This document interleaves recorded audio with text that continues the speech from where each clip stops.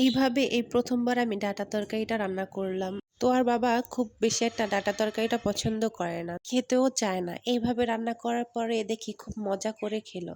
আসসালামু আলাইকুম, কেমন আছেন সবাই? চলে আসলাম নতুন একটা ভিডিও নিয়ে। আমি বেশিরভাগ সময় চিকন ডাটাটাই খাই, ওইটাই আমার ভালো লাগে। আর তো আর বাবা সেরকম ডাটা পছন্দ করে না। তো গতকালকে এই মোটা ডাটাগুলো নিয়ে আসছে সে। তো ভাবলাম এগুলোকে একটু অন্যভাবে রান্না করি। তার জন্য এখানে আমি ডাটাগুলোকে ছোট ছোট করে কেটে নিচ্ছি। এগুলোকে আজকে ভাবছি কই মাছ দিয়ে রান্না করব। তো এখানে আমার ডাটাগুলো কাটা হয়ে গেছে, সাথে একটা আলুও ছোট ছোট করে কেটে নিয়েছি।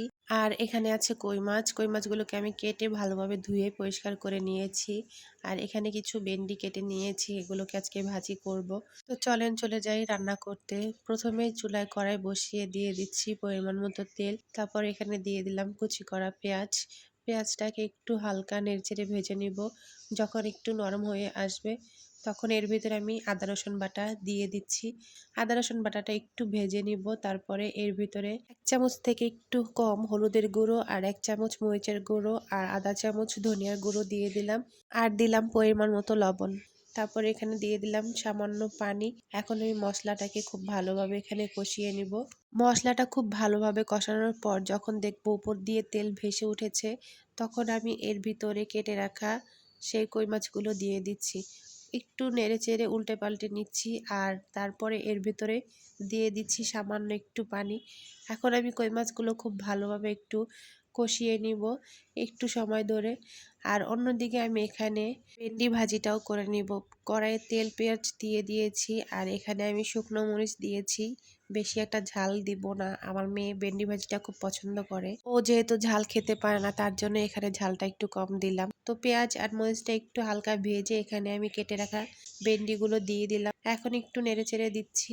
একসাথে আমার দুটো রান্নাই হয়ে যাবে। এদিকে আমার মাছগুলো কষানো হয়ে গেছে। এখন আমি এক এক করে সবগুলো মাছ তুলে নিব। যেহেতু কই মাছ খুব নরম, তাই একটু সাবধানে তুলে নিচ্ছি। মাছগুলো তুলে এখানে মশলাটাকে আমি একটু নেড়ে চেড়ে কষিয়ে ডাটাগুলো দিয়ে দিচ্ছি। আর এখন আমি ডাটাগুলো কষিয়ে নিব, তার জন্য এখানে একটু সামান্য পানি দিয়ে দিলাম।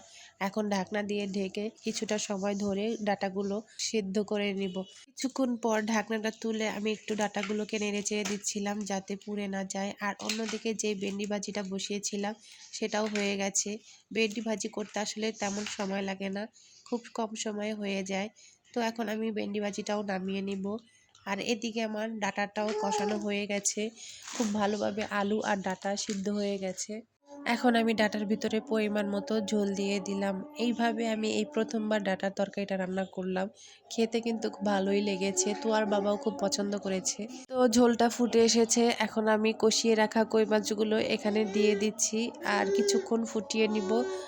রান্নাটা আমার প্রায় শেষ পর্যায়ে। এখন আমি উপর দিয়ে কিছুটা ভাজা জিরার গুঁড়ো দিয়ে দিচ্ছি।